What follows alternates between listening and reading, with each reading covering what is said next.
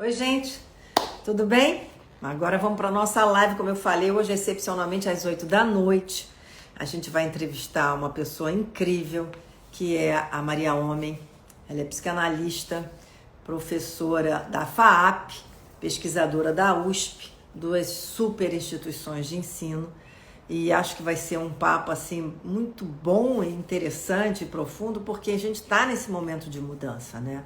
Tá tanta coisa acontecendo, as pessoas estão mudando a vida, e tem assim esse momento, né, que é não só de reflexão, mas também de tomar as rédeas na mão e entender o que a gente tem que fazer na vida. Eu vou ver aqui quem está entrando: Ana Maria Alves Pinto, Vivi Mota, Cláudio Pereira, meu marido, Brinque Máximo, Mônica Marques, Maria Lúcia Nunes Barros, Tati, enfim, a gente está vendo aqui as pessoas dizendo, Olívia Nunes. Eu acho que esse assunto, né, da mudança, da gente se reinventar, é algo assim muito presente, né? A gente está vendo que o mundo está também se reinventando, né? E a gente tem que caminhar com isso. E como é que a gente faz? Como é que a gente se reinventa, né? Tem aquela expressão go with the flow, que é a gente seguir a onda da vida, mas seguir igual ou seguir mudando, né? Então vamos ver aqui: Juliana Madalena, e enfim, Rúbia, Suzana Fiode. Olha só, eu vou ver se a nossa Maria Homem já entrou, para ver se ela está aqui, para a gente poder chamá-la. Maria Soneide também, Eliana Couto, estou vendo aqui, procurando ela. Denise Belém, estou vendo aqui Isabel Rude, estou procurando aqui para ver se ela já entrou. Suzana Galvão. Olha, a Maria Homem ainda não entrou aqui. Eu acredito que ela já deva estar entrando. E nós vamos fazer uma coisa hoje que eu combinei com ela. A gente vai fazer esse nosso bate-papo e depois vamos abrir assim para perguntas de vocês nos 10 minutos finais, que foi o combinado com ela, né? E vamos ver. Obrigada, Eliane Couto, sempre muito boas suas lives. Obrigada. Maria Homem, o melhor presente para nossas almas nessa quarentena, que ótimo. Paula Kênia, Adri Fagundes também. Oi, Adri. Vamos ver se a Maria Homem já entrou, gente. Vamos ver se aqui já entrou. De vez em quando isso aqui fica assim, né? Não completa. Não sei o que está acontecendo. Vamos ver se não está entrando. Não sei se ela entrou. Eu estou procurando aqui nos comentários. E não estou encontrando. Interessante que eu estou tentando entrar e não estou conseguindo. E aí? Como é que a gente faz, né? Gente. Aqui não está entrando. Gente, eu não sei o que está acontecendo aqui, que não está fazendo. Olha, não está entrando aqui, para eu poder chamá-la.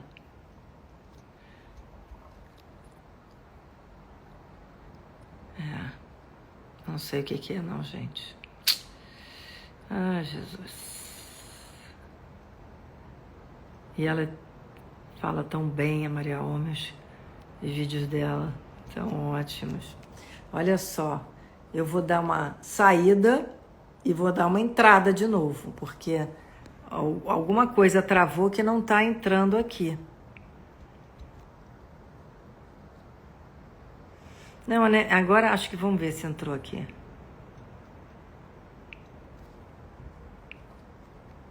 É que estava aqui, não estava entrando. Olha que só, a Maria Homem já entrou.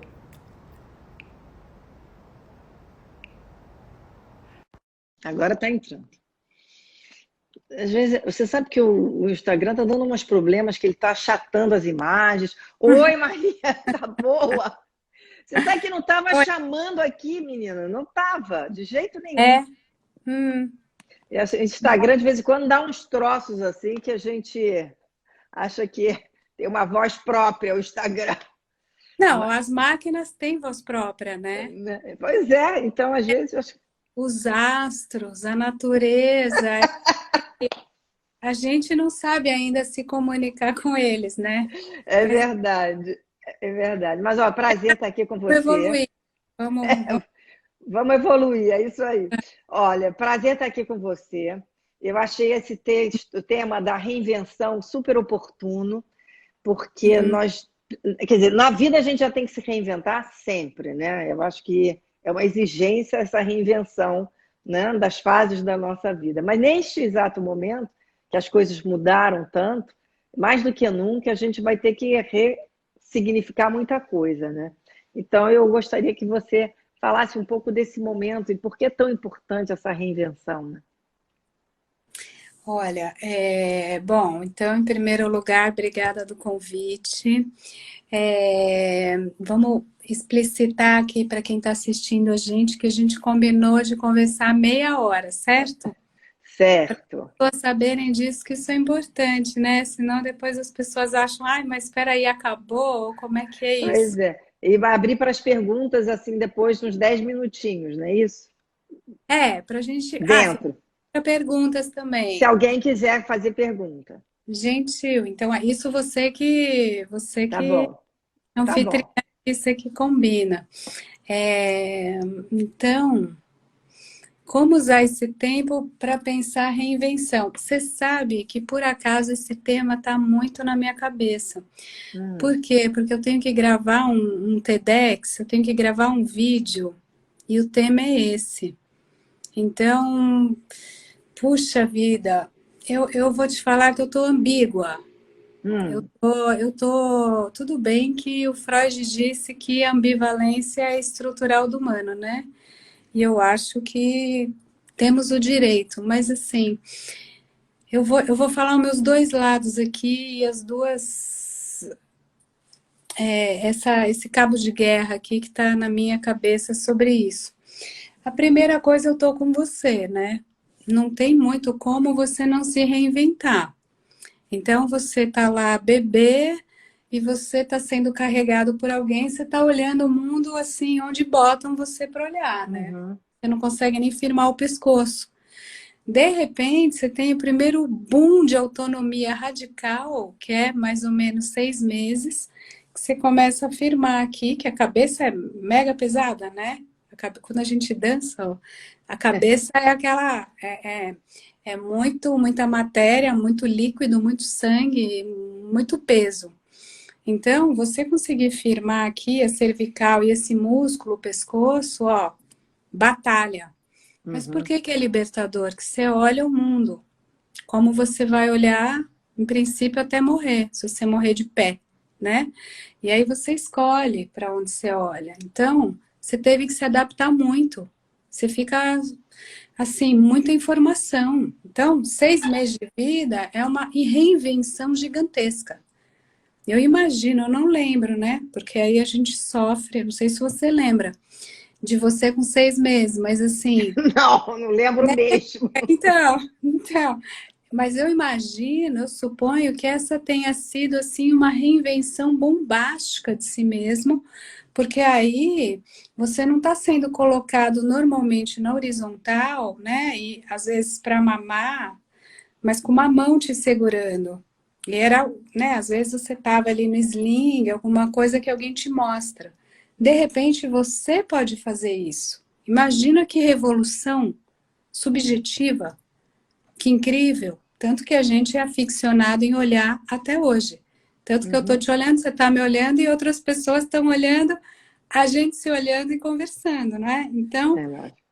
aí você fica, enfim, aí você entende que existe o eu, o outro, que você anda, enfim, todo o longo e interessantíssimo processo de se constituir como gente.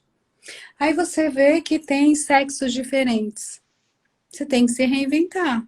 Você tem que falar, meu Deus, como é que é isso? Então eu sou menina, tem menino, tô bem no meu corpo, não tô, quero ser, não quero ser, me identifico com o pai não dá, a mãe, todas aquelas, Uhum. né, vamos dizer, estruturas romanescas que fazem a nossa vida. Então, a gente se reinventa mulher. E na adolescência, de novo, é outro corpo, é outro, né? É peito, é bunda, enfim, caracteres sexuais secundários, maturos, primários. Pode ser. Aí você vira mãe, aí você fala, nossa, reinvenção. Reinvenção máxima, desinvenção de tudo. Aí, enfim, para ficar no clichê, né? Aí você vai, começa a trabalhar muito, a ter o filho muito, a ter o dinheiro, não ter o dinheiro, como se equilibrar nisso tudo? Não sei. Também estou pensando sobre isso, também tenho que fazer um curso sobre isso, tá na minha cabeça. Aí você vai e envelhece, aí você fala, meu Deus, tenho que me reinventar. Como é que é? O cabelo, pinto o cabelo, não pinto o cabelo, pinto a unha, não pinto a unha, faço a plástica, não faço a plástica. Aí você se adoece e morre. Adoeci, como é que eu vou me reinventar com esse órgão a menos, com essa parte a menos, essa habilidade, não estou vendo bem, não estou pensando bem. Então, assim, sem dúvida, a cada fase da vida, é só abrir a sua fala, né? Uhum, claro. E a cada momento, você fala como é que eu, ser vivo, vou estar dentro do ambiente. Então, essa velha dialética, essa velha conexão, muitas vezes atritante, que é, poxa vida, como é que eu posso ser com o que me cerca, com o ambiente que vale o outro, a mãe, o pai, os que eu amo, os que eu odeio, enfim. Então a gente sim se reinventa. Por outro lado, tudo isso é a parte que eu tô junto com você e que eu tô acreditando nesse conceito. Tô dentro da Certo. ideia. Por outro lado, eu vou te falar, a gente se inventa talvez menos do que a gente ache. Por quê? Porque a gente é muito cansativamente repetitivo, não é? Bom, comete sempre, vamos dizer assim, faz sempre os E mesmos caminhos, né? Repete os caminhos. comete os mesmos erros, Uhum. vibra nos mesmos acertos, gosta das mesmas coisas, não é? Então, assim, para o bem e para o mal, a gente bate na mesma tecla. Quando é um pouco maligno para o mal, assim, num termo totalmente lúdico desse conceito, quando é meio chato, é que a gente está ali naquele gozo, né? A gente até estuda isso, tem conceito, o que, que o Lacan quis dizer com isso, como é que é isso, outra discussão. Mas assim, você tem aquele prazer e aquele desprazer de bater na mesma tecla. Você não aguenta mais, mas Sair do looping. não consegue sair do loop. Isso é, como diria o Freud, está além do princípio do prazer. Isso é repetição. Isso é tão constitutivo da gente, isso é tão profundamente uma armação inconsciente, isso é nosso. Então, a gente vai lá, sabe, muda de casa, muda de cidade, muda de país, muda de marido, muda de filho, por enquanto não dá para mudar, né? É, Mas filho não, né? Não dá para despachar. aguarda, porque o nosso capitalismo semi-selvagem daqui a pouco vai inventar possibilidade. Ai, não gostei. Troca. Não veio, Troca, né? não veio bem, veio com uma genética, veio com troca. Então, eu diria o seguinte: a Hum, gente se reinventa bem menos do que a gente gostaria ou que a gente poderia fazer. Porque a gente está ali nas velhas montagens inconscientes de gozo, que é assim o sintoma batendo na mesma tecla, não é um pouquinho assim? Aí você sempre se mudou 5 maridos. De alguma maneira, todos te maltratavam. Curiosamente, né? Ou todos te tratavam que nem princesa e você não gostava de nenhum. Tava, gostava, ficava ali, mas sempre estava apaixonada pelo cara lá fora. Que era Mas assim, aí, mas aí, Maria, não existe nenhum tipo, vamos dizer assim, você que trabalha com psicanálise. A psicanálise não ajuda justamente você reconhecer essa recorrência, vamos dizer assim, de mal entendidos na vida e de essa recorrência de você cometer os mesmos erros para você refletir e sair do sansara, vamos dizer assim. sim, e atravessa a samsara, né? Tanto é que um dos conceitos possíveis de fim de análise para o Lacan, ou de que é afinal uma análise, esse trabalho analítico, é o que a gente chama de travessia da fantasia. É você atravessar, é bem isso mesmo. Só que, vou te falar, ó, É difícil. trabalho, tempo, dinheiro, libido, energia, força, resistência, vai, não vai, quer ou não quer, não é? Mesmo na clínica, a gente escuta muito, ai, não aguento mais falar isso, mas vou ter que falar. Ai, você fala para eu falar o que me vem na cabeça, mas eu acho que você está cansado de mim. Você está cansado de mim, Olha, eu mas falo isso. tem um julgamento da pessoa, né? Tem um julgamento muito forte, Esse julgamento é aquela função superegóica que está sobre o não eu. é? E tá aqui mesmo, ela tá aqui e ela tá por aqui, né? Ela tá nos céus e tá nas redes e que fica te falando, olha, engordou na quarentena, hein? Você não acha que Ah, também tem um componente sabotador na personalidade também das pessoas? As pessoas tem, se sabotam muito? tem, tem. Isso que é o sintominha, né? O sintominha é isso. Não tem como a gente não repetir e ficar no tal do looping. Por que a gente faz isso em grande medida? Porque, de alguma forma, a gente foi ficando ali, ó, presinho num lugar em que o outro te manipulava, né? Porque a gente veio ao mundo nesse lugar quase de bercinho, só para voltar no meu nenê, olhando para o... Uhum, uhum. A gente veio mais como objeto e a gente se faz sujeito.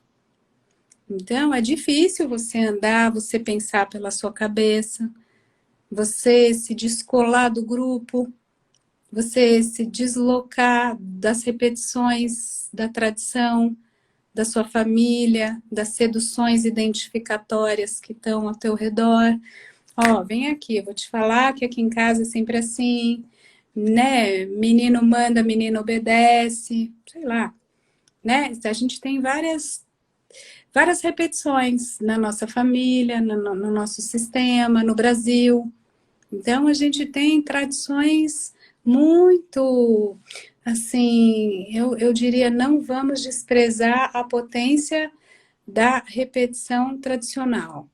A tradição, ela vai fazer bater na mesma tecla, está no interior da gente.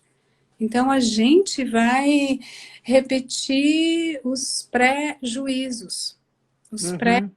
pré-conceitos, a gente vai repetir, a gente vai sentir assim. A gente vai sentir o racismo, toda essa longa, né, discussão antiga, difícil. É muito encarnado. É muito É, encarnado. A gente faz isso com a gente mesmo. O nosso olho faz isso com o nosso próprio lugar. Como, né, discussão de gênero, discussão de raça, enfim, todas as discussões, né? Como é que a gente fala, ai, deixou, chega um dia que não cola mais, aquela maquininha repetitiva, aquela maquininha das várias identificações, dessas seduções, chega um dia, talvez junto com análise, com cinema, literatura, com a cultura, chega um dia que você fala, nossa, que bobagem. Imaginar que quando eu tinha X anos eu pensava assim. Aí você se vê meio bobo, né? E você fala, nossa, quando eu tinha 15 anos eu achava que o mundo era assim e berrava.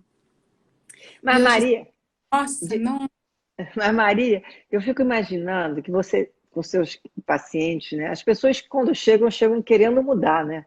Eu imagino, ou então se justificar, né? Tem muita gente que procura análise para ter assim um aval, Não, eu estou certa, o mundo está errado. Eu é que estou fazendo a coisa certa.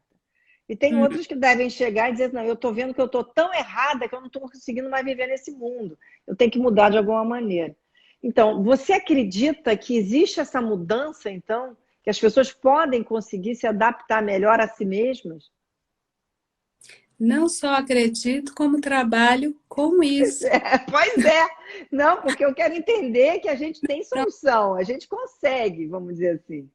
Ó, Você eu falou que exige muito da pessoa, concordo. Mas consegue, né, Maria?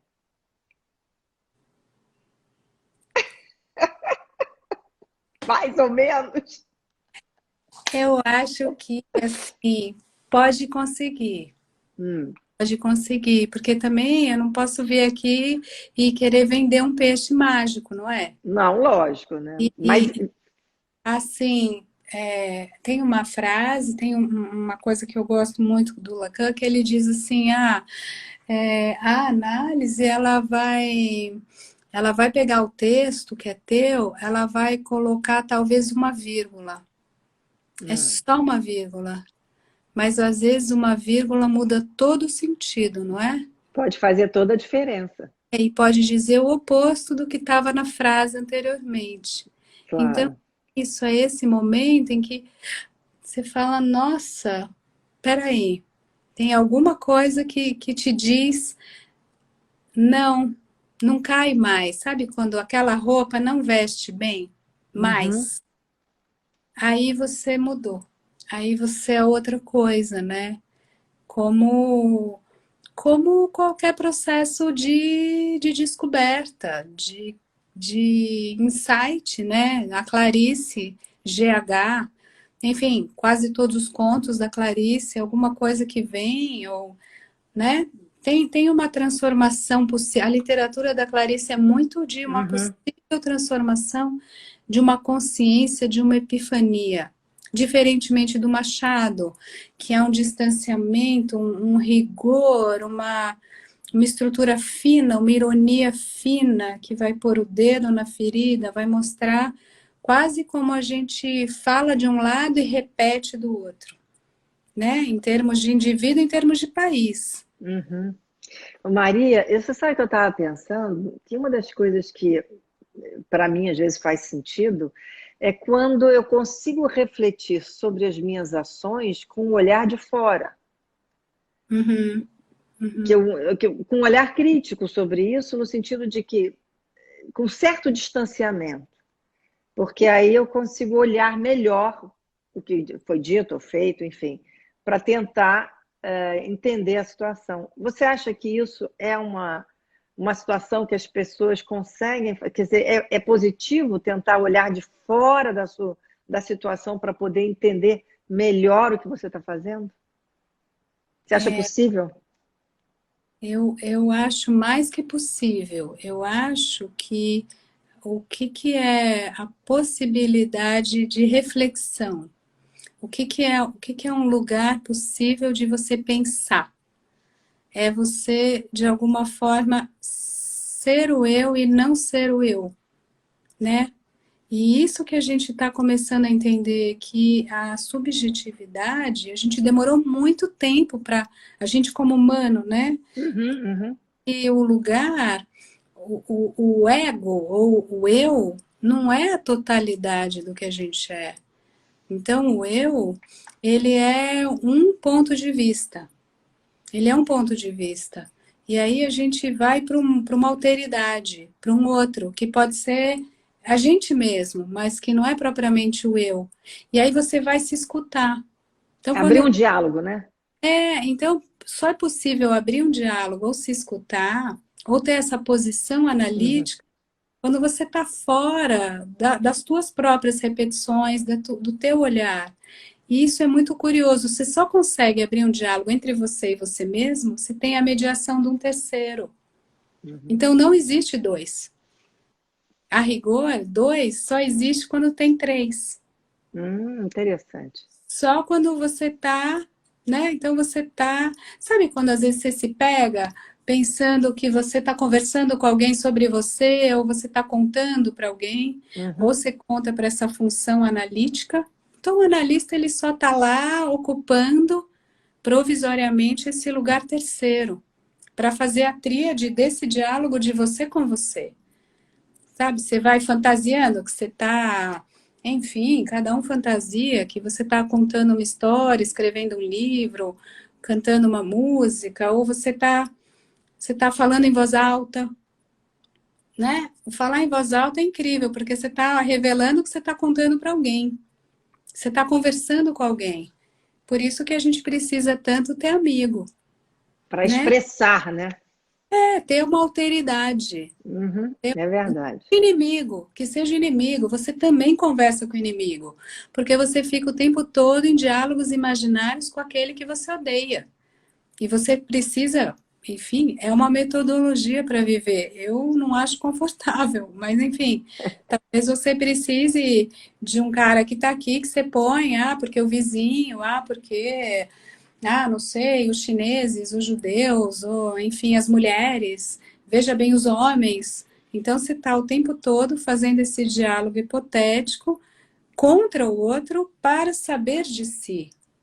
Mas É isso é meio sempre, perverso, né, Maria? mas, poxa vida, Mas acontece muito, né, Maria?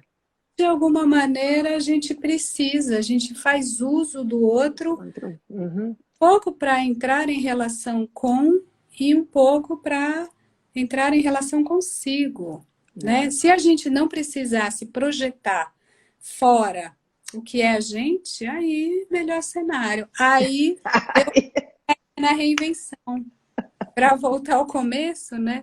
É Aí verdade.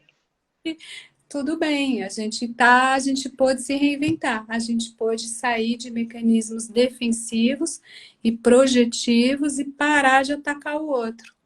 E parar de, né, cada um tá confortável da sua, né, do berço esplêndido da sua verdade e querer destruir o outro. No momento não é o que me parece estar acontecendo no Brasil, por exemplo, em alguns Não, lugares. com certeza. Quando que a gente vai conseguir reinventar um campo de debate? Um campo propriamente da cidade, né? Campo político, da polis. Quando? Tá difícil, Maria. Eu acho que um dos problemas que, enfim, que a gente vive tanto é esse posicionamento antagônico, né? A gente está vivendo momentos de muita dicotomia. As pessoas estão muito uns contra os outros, né? E isso é uma coisa muito dramática do ponto de vista do grupo, né? Eu acho que, enfim, você como psicanalista deve ter uma visão bem mais realista dessas situações, né? E prognósticos de como é que a gente pode trabalhar isso daqui para frente. Como? Como? Não sei, estou passando a bola para você. Eu ouvi. Essa é a grande pergunta, né, Brasil 20? Essa é a grande pergunta. Eu diria, bom, vamos para a conversa, né? Tenho falado isso, como dizer, para convidar para o debate. Agora, como é que a gente faz para debater quando o outro quer bater? Quando o outro não quer nem ouvir, né? Ele já quer te destituir. Se, por exemplo, eu falo algo que alguém não gosta, às vezes a pessoa argumenta, às vezes ela fala outra coisa, às vezes me faz pensar, acho bem interessante. Às vezes alguém diz, ela é louca, ela é, não, sei lá, ela faz assim, ela faz assado, ela é feia, ela é invejosa, ela queria ter família, não tem família, Aí é uma forma de ela não tem. desqualificar a pessoa, né? Aí Então, não tem diálogo. Quando você desqualifica, você não tem diálogo, né? a nossa pergunta, eu acho que o que é reinventar nesse quesito? É como você vai transformar isto em diálogo. Uhum. É o nosso problema. Tá claro que não tem diálogo. A pergunta é, o que você faz quando o outro diz isso de você? Difícil. Como? É difícil, mas também não é impossível, né? Que É claro. bom, né? Graças a Deus. É que o meu tipo de trabalho, ele é mais ou menos simples, no pequeno ponto em que se alguém diz isso e está num setting analítico e diz você é muito chata, eu digo, é mesmo? Por que você diz isso? Por que você acha isso? Você devolve. Fale mais sobre isso, não é É difícil, lógico. mas Não. eu tenho Tem que que estar. ter vontade. A pessoa tem que querer. Tem E que você ter. tem que estar profundamente tranquilo com aquilo que você é. Uhum, Então, eu não. Você tem que partir da premissa que você é você, não o que o olhar do outro te devolve. uhum. Isso é muito importante, isso é fundamental. Você está inteiro no teu ser. Tanto faz os olhares todos, os ataques todos e todos os jogos e as batalhas, né? Por tudo, né? As batalhas do mundo, tudo bem. Mas então, como é que a gente vai fazer a partir disso? O que a gente está batalhando agora? Então, aí esse tipo de reinvenção eu acho interessante, sabe? Eu acho que Uhum. eu desconfio, mas ao mesmo tempo me instiga. Me instiga, acharia divertido. Olha só, Maria, a gente já tem 30 minutos, né? Vamos fazer Como, continhas? como foi combinado, vamos ver o que tem aqui de comentários, porque as pessoas estão falando. Ah, tem algumas coisas aqui, não estou entendendo aqui. Ah, uma sessão com você. Tem alguém querendo fazer uma sessão com você, Maria? Está dizendo que você está mais bonita de cabelo comprido. Muita gente querendo fazer aqui. Sessão com você. Bom, Maria, eu estou achando que entraram. É mais comentário do que pergunta aqui. Entendeu? Acho que as É, pessoas. eu vejo. Ó, só porque eu falei que às vezes as pessoas falavam como você é feia, chata, boba, eu tô ouvindo só elogio, você tá vendo? Agora tem uma pessoa aqui, Cássia Lopes, está pedindo para você falar um pouco sobre rejeição. Ó, a gente acabou de É, falar o oposto, não foi? foi, você está inteira. Eu vou repetir para a senhorita Cássia, Cássia.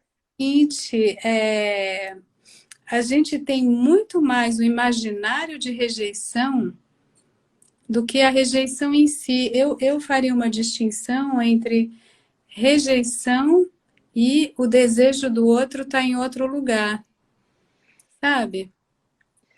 E aqui tem gente pensando, falando assim, se o alter ego ajuda esse encontro com a pessoa mesmo, com si própria. Sim, sim, eu diria que sim. Acho que alter ego pode ser uma forma de chamar isso que eu estou falando, esse diálogo entre o eu e o outro eu, né? Alter ego é um outro eu.